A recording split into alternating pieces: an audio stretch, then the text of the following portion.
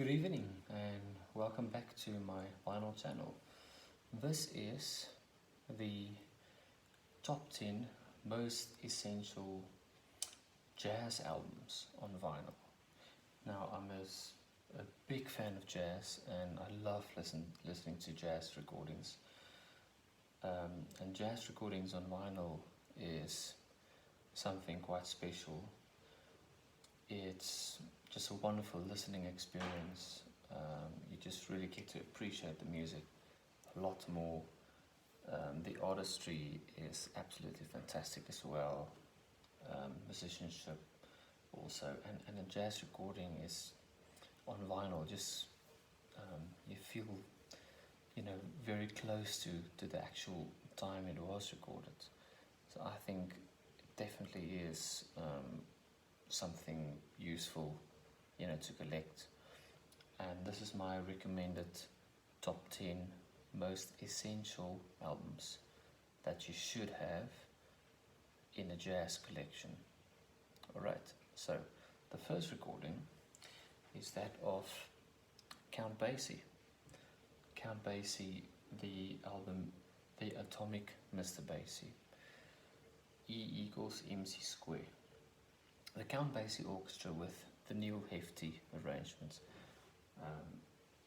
Neil Hefti's arrangements are just absolutely fantastic. There's a lot of great writing in Neil Hefti's arrangements, and there's just so much detail as well in the arrangements, and he's just a wonderful arranger, and I'm a big fan of Neil Hefti's arrangements. So any album really with Neil Hefti as an arranger is very much a high quality album.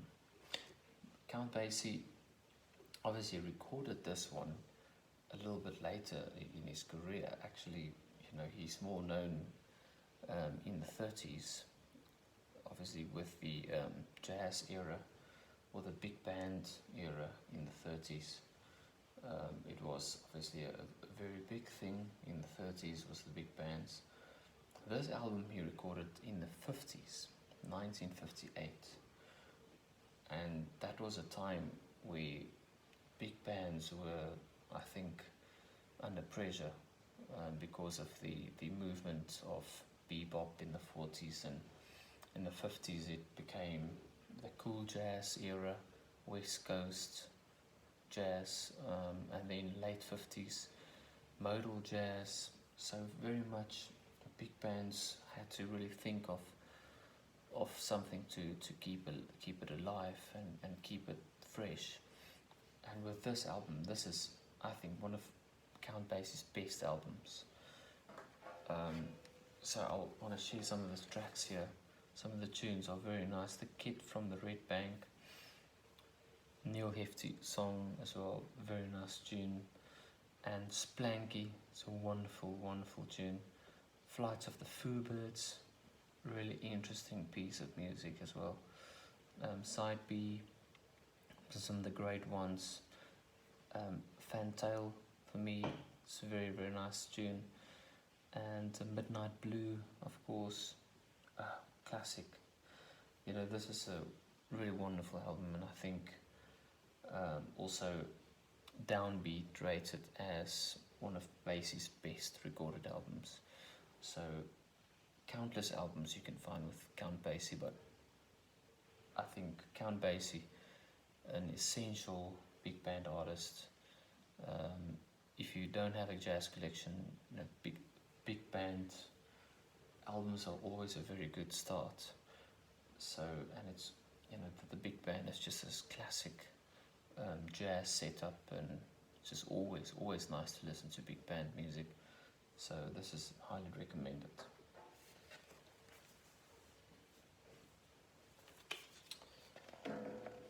Next up is a classic, wonderful album. This Dave Brubeck's Time Out, Dave Brubeck Quartet. Just a wonderful recording this, and really nice piece of art here. I really love the artwork. This recording is something special, 1959, and just the artists on this, Paul Desmond, just a wonderful alto player, Dave Pruitt himself on piano, Eugene Wright, bassist, and Joe Morello on drums. That's just a classic album, and if you're looking for something to start off with, I think this is one of the best albums to have. It's sort of easy jazz listening. It's not difficult to get your ears around this, and almost every single tune on this is very, very good. For instance, Take 5 is a tune in 5/4.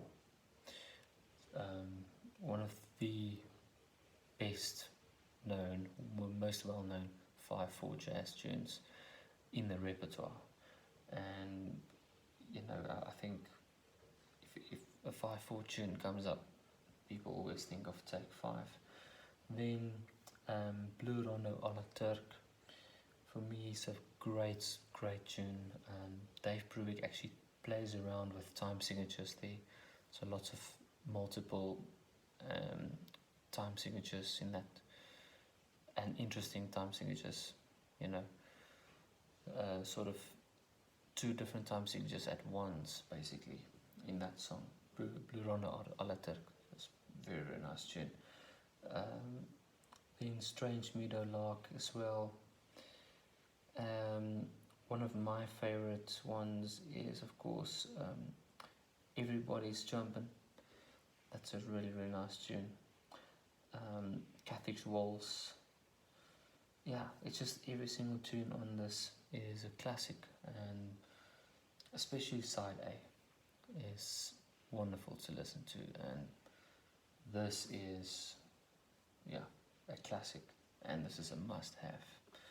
I really like the program note as well on here, about the recording itself and the movement of this album. Specifically at the time it was recorded, 1959, was a very progressive era in jazz, so it's just a wonderful album, this.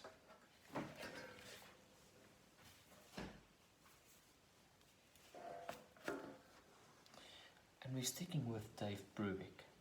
Now, Dave Pruitt, with one of my favorite jazz musicians, and that's the baritone sax player. Here he is, Jerry Mulligan. Jerry Mulligan is a classic player, and probably the best known baritone saxophone player there is. In a jazz scene.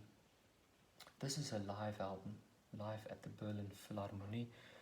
Berlin Philharmonie, of course, home of the Berlin Philharmonic Orchestra.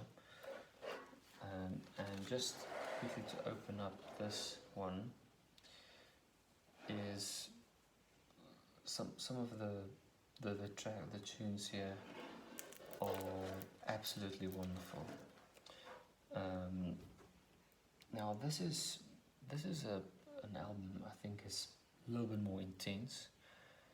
It's not the classic Pruitt and Mulligan sort of studio album that you expect it to be, in terms of the cool jazz scene.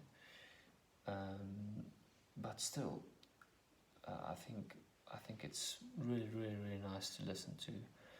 It's a bit more intense, like I said. The solos are lengthy solos, and there's some high energy jazz on this album. So, for instance, Things Ain't What They Used to Be. That's a classic tune. It's Duke Ellington tune.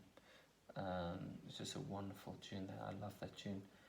And The Duke, it's a great tune as well. Limehouse Blues is one of my favorites on this.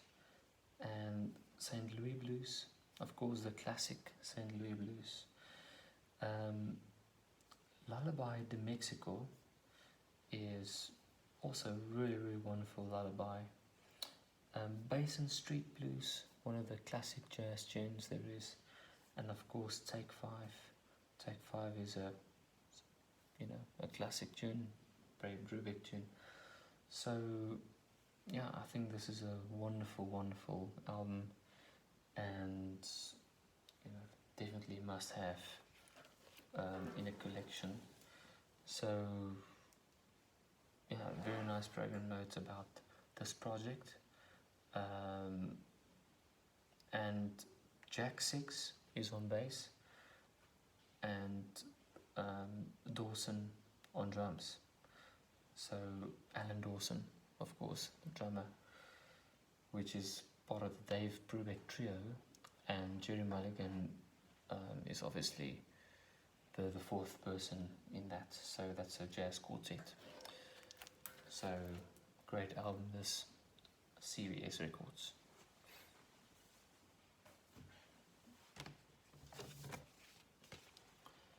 Next up, John Coltrane. John Coltrane, one of the classic tenor sax players in jazz history, basically. Highly rated saxophonist. John Coltrane's improvisation was just out of this world. He just took it to the next level. And I think that's why it's essential to have a John Coltrane recording. I'm not a big fan of John Coltrane, but I think it's important that you listen to John Coltrane, especially if you really want to get into some more serious jazz, more intense, intense and intensely improvisational jazz. I think this is definitely a good album to have. Giant Steps, one of the greatest jazz tunes I think there is. Everyone wants to play Giant Steps. That's probably because it's a tune with a very fast tempo, and the changes, Giant Steps, is difficult to solo over the changes, and it moves very rapidly. So you'll definitely hear that in the tune itself. But the soloing is something else on Giant Steps. And it's a nice tune, but extremely rewarding to listen to, especially if you get into the jazz, into the solo sections. John Coltrane's solo on Giant Steps is one of the classic jazz improvisations in the repertoire. Some other tunes on here, Countdown, it's a very nice one for me, and Spiral as well, and Naima, also a very nice tune. So it's like this program note says as well, along with Sonny Rollins, the other tenor sax player, one of the most influential of the modern jazz era. Definitely wonderful artist himself, and yeah, great album. I think this is released 1960, this album, so yet again a very important era in jazz, late 50s, early 60s.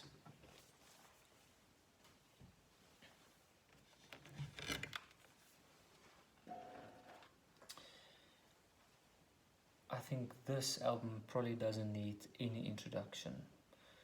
This is a classic, a real classic album. Miles Davis, Kind of Blue. It's just, I love this album.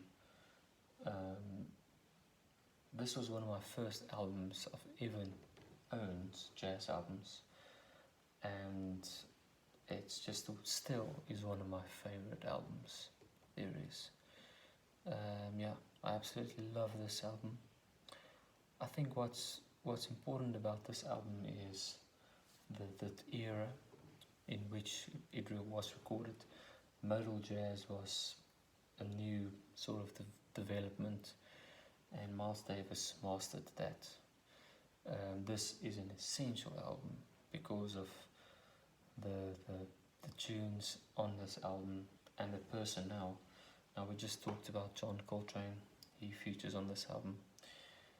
The legendary Cannonball Adderley on alto sax. Paul Chambers, very good bass player.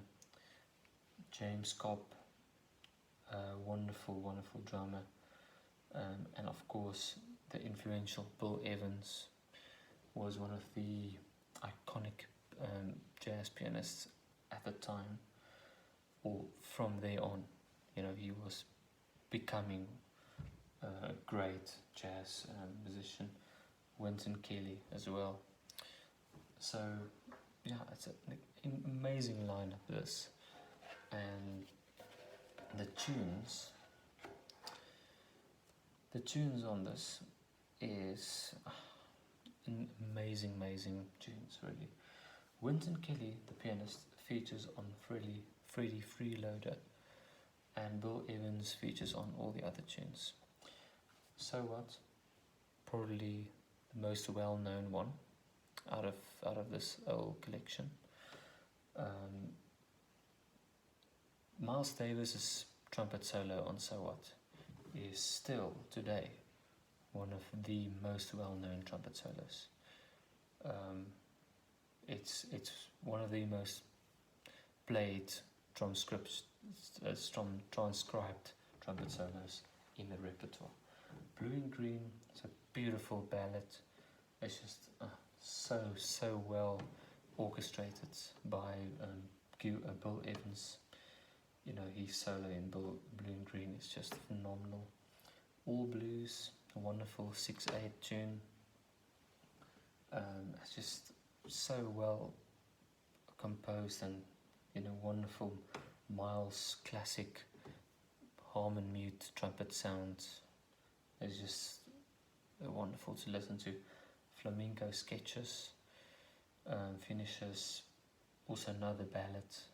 Bill Evans, once again, a true artist in that tune, and all the other solos. Every single solo in every single tune is just phenomenal to listen to. Yeah, this album is a must. If you don't have this, you're missing out.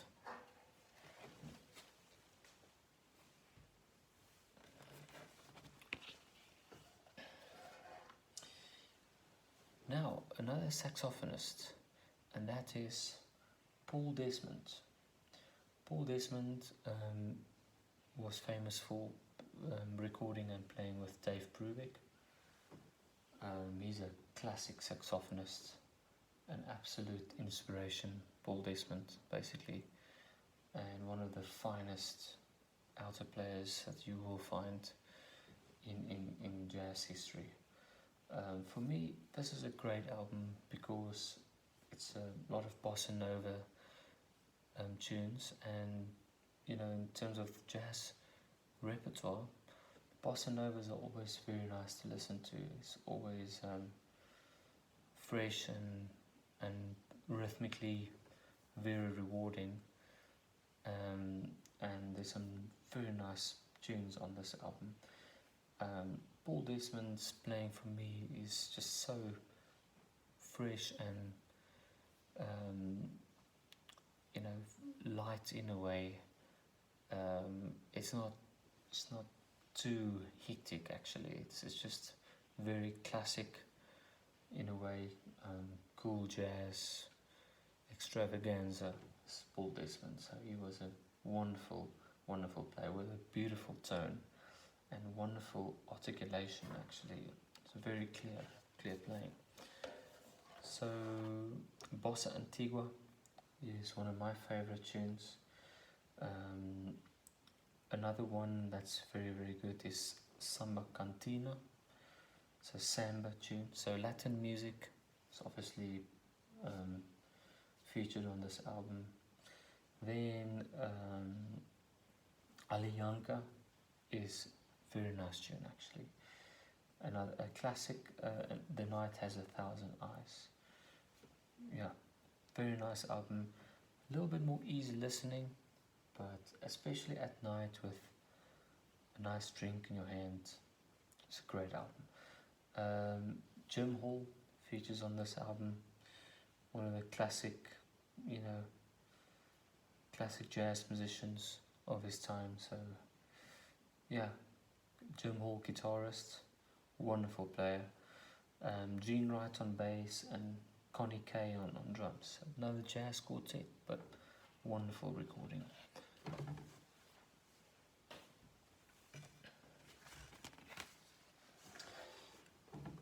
And we stay with Paul Desmond, and this time Paul Desmond and Jerry Mulligan. In the way these two gentlemen are playing, it's just the way they phrase, the way they solo, is just so smooth and so refined, so technical as well. It's just both of them are wonderful players for me. So, I love that cool jazz era. It's one of my favorite eras of all jazz. So I think, I've got lots of cool jazz recordings, but I really love that era, the way they have played, and the compositions, the solos are very, very good for me. So, two greats of the 50s, Jerry Mulligan and Paul Desmond, and this is a collective effort. One of my favorite tunes on this one, All the Things You Are, is a classic jazz standard. The way they actually arranged it, it's like there's lots of counterpoint actually in the way they play All the Things You Are. So there's always contrapuntal lines between Desmond and Mulligan, so they complement each other very, very well. So if you there's a lot of sort of classical music influences in both of the styles of the way they play. Blight of the Fumblebee, for me, it's a wonderful tune. I love this tune, Blight of the Fumblebee. It's an amazing tune for me, and also a lot of counterpoint in the solos as well. It's wonderful. And then they've got a shout chorus here where they are playing so many quotes from other tunes, from classical music songs. It's like they're really having fun with the tune itself, and some humor basically in this one, and obviously the title gives that away a little bit as well. And out of nowhere, a wonderful end to the album. So yeah, wonderful album this for me. Paul Desmond, Jerry Mulligan, John Beale and Connie Kay. Just to comment on this classic Jerry Mulligan sort of quartet is that they don't have piano. So it's two horn players and rhythm section, but with no piano. So that's why there's so many contrapuntal lines, because if one player plays the medley, the other has an accompaniment role. So that's classic for Jerry Mulligan and Paul Desmond as well, but especially Jerry Mulligan is something that is basically iconic or ideal, unique with Jerry Mulligan's quartets. So this is a must-have album for me.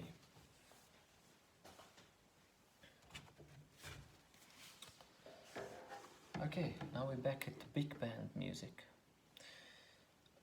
And Woody Herman is one of the ultimate big band artists, one of the longest living big band artists as well. Woody Herman went into the 80s, from the late 20s into the 80s. It's incredible what Woody Herman achieved in terms of just sticking with the times, and the way he revolutionized big band playing, and then his big bands with the young thundering herds developing, in the 60s, 70s, was for me key with his success. And Giant Steps basically gives the title away, that this album is not a classic 1930s album, but this album was recorded in 1973. So this was an era where jazz was super modern. It was a fusion era. Guys like Chick Corea and Keith Jarrett, Miles Davis were basically the cats at that time, but Woody Herman was still around, and this album is one of the great albums. Giant Steps, of course, the John Coltrane tune, Giant Steps. His version for me is just absolutely wonderful, and you can just look at the tunes on here. La Fiesta, recorded by Chick Corea. It's a wonderful tune. High energy, extremely high tempo, but the big band version of La Fiesta is just outstanding. So for me, this version is wonderful. For me, one of my personal favorites is The Meaning of the Blues. It's a ballad, and then it goes into a double time swing, classic swing, with wonderful, absolutely wonderful trombone solo. Actually, who's featuring on that? Yeah, Jim Pugh, wonderful trombonist, and his soloing on this is incredible. On a vinyl record, this album just sounds absolutely wonderful. I love this album. Then Giant Steps is a great version of Giant Steps for me. A Child is Born, classic tune. Bebop and Roses, really wonderful tune. This, it's a lot of different styles on this album. Classic big band, swing, a little bit of Latin music, modern, like a Freedom Jazz Dance is a modern jazz piece. Giant Steps, a classic jazz tune. Yeah, this is a complete album, and just a wonderful album. Woody Herman, Giant Steps. Now, my final two albums. Modern Jazz Quartet. Modern Jazz Quartet is another classic 1950s group. One of the most outstanding groups of its time. Notably, Mill Jackson, vibraphonist, who's part of the Modern Jazz Quartet. Mill Jackson, one of the leading vibraphonists of his time. And Django is a great album for me. A classic old school West Coast cool jazz album. Django is a wonderful tune, probably the most well-known one. And the other tunes here, The Queen's Fancy, is wonderful work for me. Autumn in New York is a great classic tune. Yeah, this is a 1953 till 1955 recording. And Milano is also a wonderful, it's an American ballad. So Mill Jackson again featuring on that. It's just classic. Mill Jackson's playing is wonderful. But John Lewis, iconic pianist, Percy Heath on bass, and Kenny Clark on drums. It's just a special blend with the vibraphone, piano, bass, and drums. No, saxophone or brass player, but just rhythm section basically. So for me, it's a wonderful, wonderful work. This La Ronda Suite for me is one of my personal favorites. So this is one of the classic jazz albums that you must have. Django, Modern Jazz Quartet.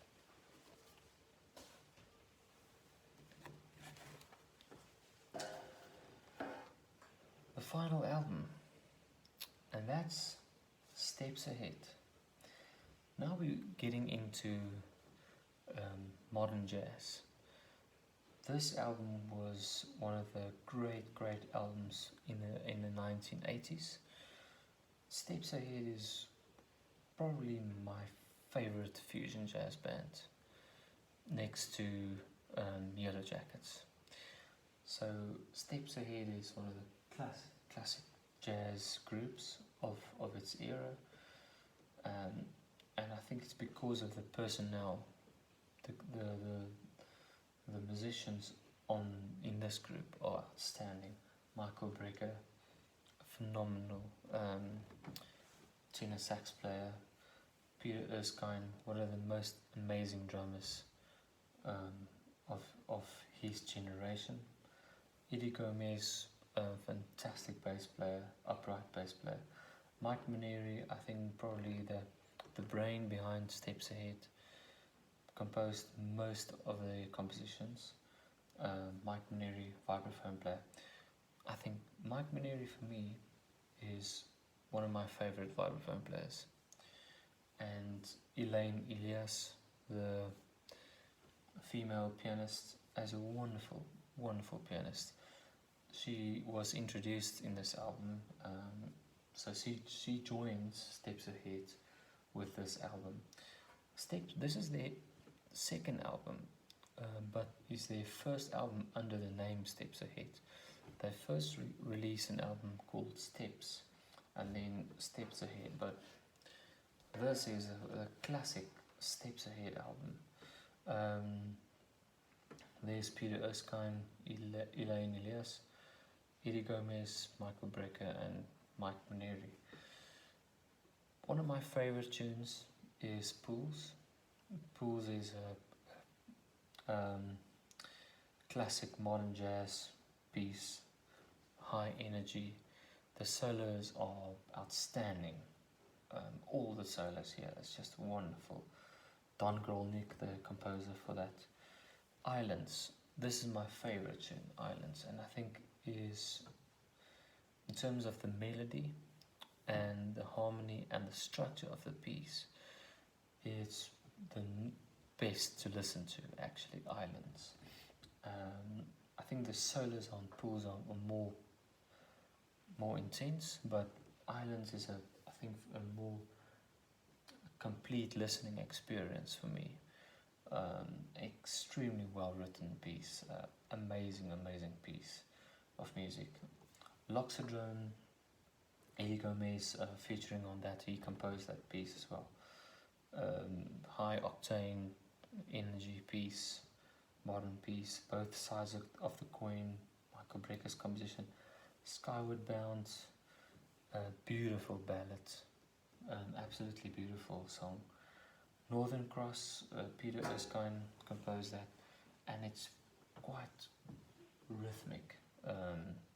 It's not a lot of melody going on this, it's more rhythmically inclined, and of course Peter Erskine, the drummer, composing that piece. So this is an absolutely outstanding album. This is a must-have for me. I definitely recommend this one. So thank you very much for listening, for watching, and I'll be coming up with most or essential jazz albums part 2 as well, because there are lots of other albums I'd love to share with you. So thank you very much for watching, and please feel free to comment below what your favorite or essential top 10 is. Thank you.